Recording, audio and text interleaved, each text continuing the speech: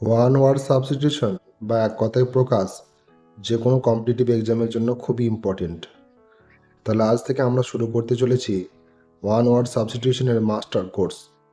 এখানে আমরা ডে 1 থেকে ডে 100 পর্যন্ত আলোচনা করব। ইংলিশ টিচিংয়ের হাজারো চ্যানেল আছে, তাই বলবো অবশ্যই চ্যানেলটি ফলো করে রাখো বা সাবস্ক্রাইব করে রাখো, নাহলে আর খুঁজে পাবে না।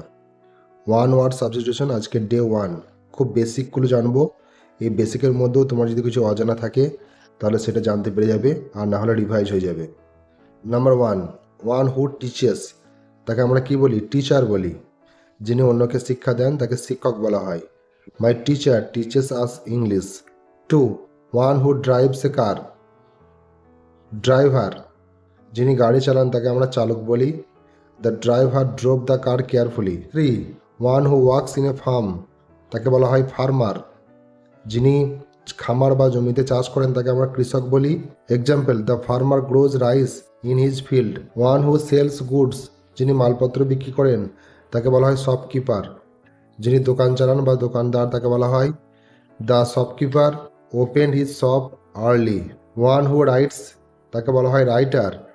এ person who writes books stories আর আর্টিকেল, যিনি লেখেন তাকে বলা হয় লেখক। Example, he is a famous writer. One who sings, তাকে বলা হয় সিঙ্গার। যিনি গান করেন তাকে বলা হয় গায়িকা বা গায়ক। সিঙ্গার একটা কমন জেন্ডার, এটা মেয়ে ছেলে দুজনকে বোঝানো হয়। She is a talented singer. One who acts in a films or plays, তাকে বলা হয় অ্যাক্টর। যিনি সিনেমা বা নাটকে অভিনয় করেন। হি is a popular actor. One who paints picture, তাকে বলা হয় পেন্টার।